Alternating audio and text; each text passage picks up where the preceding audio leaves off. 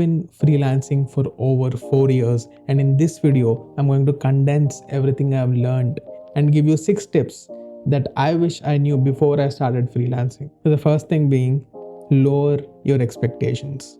If you're someone who's just starting out and you do not have clients on your portfolio and you do not have the skill to charge the big bucks, don't expect to be paid the big bucks.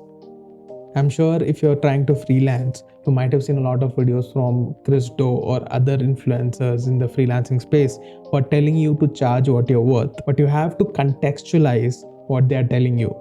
You have to charge what you're worth in the market that you are in. If you are in the Indian market, don't expect to be paid thousands of dollars. You will be paid in thousands of rupees if you're lucky. Second point, which is kind of opposite to the first point I gave you, is don't be a pushover. Have confidence in your skill. What I mean is, when you're working with certain clients, they will try to get more out of you as the project is about to end than what was promised when the project started. You have to learn to say no. Not because you shouldn't be doing that work, but you should focus on how they're asking you for it. If they're being nice about it, if they're being courteous about it, do it if you want to. But if they have an holier than thou attitude that they have the upper hand because they are the client, say no to them, because it sets a bad precedent. If you keep working with that client, they will keep expecting free work from you with every order that they give you. So sit down with them and talk to them. That let's circle back to the initial objective and look at what we're working with.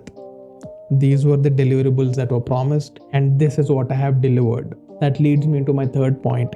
Communication is key. This is something that I like to tell people who ask me about freelancing advice, that communication is key. A client will prefer to work with someone who communicates better on any given day. If you feel like the timeline is not enough to get the work done, communicate with them. Tell them that this is how much time I need, and ask them if there is any possibility of extending the timeline or if we can cut back on the deliverables or the scope of the project. Communicate with them. Clients appreciate communication. The first 3 tips were all about clients, but these 3 tips that I'm about to give you, these are for you. The fourth tip for freelancing: learn personal finance, learn budgeting. Learn to plan for the downtime. As a freelancer, your money comes in infrequently and in lump sums. So plan your finances accordingly. Learn to budget for the downtime. As you work with clients, you will start to understand the flow of orders that you're getting. You'll understand that, oh, I get more orders in December. Oh, I don't get orders in January. So I understand what time of the year is your downtime and what time of the year is going to be busy for you. Because I remember the first time I got a big check, I went on a shopping spree and bought all kinds of things, and I ended up spending all that money in a week. The fifth thing that is very important for freelancing is having a routine. By this, I'm not saying you should have a hard routine that I wake up at 6 o'clock, I have breakfast at 7 o'clock, I have a shower at 8 o'clock. That is not the kind of routine I'm talking about. The routine I'm talking about is more of a loose structure for your freelancing. Set a time for doing client outreach. Set a time for doing discovery calls.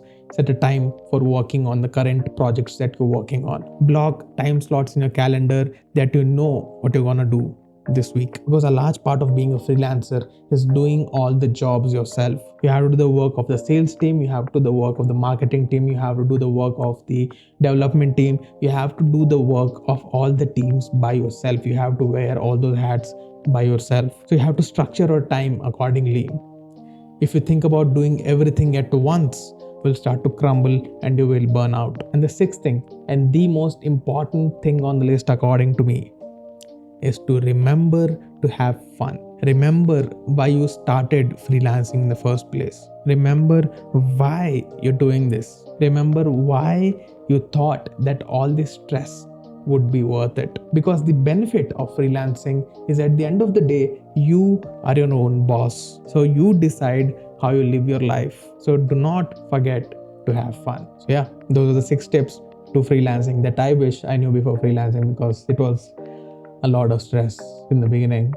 Now I've got nearly used to it, but yeah. So all the best with your freelancing journey. I'll see you in the next video.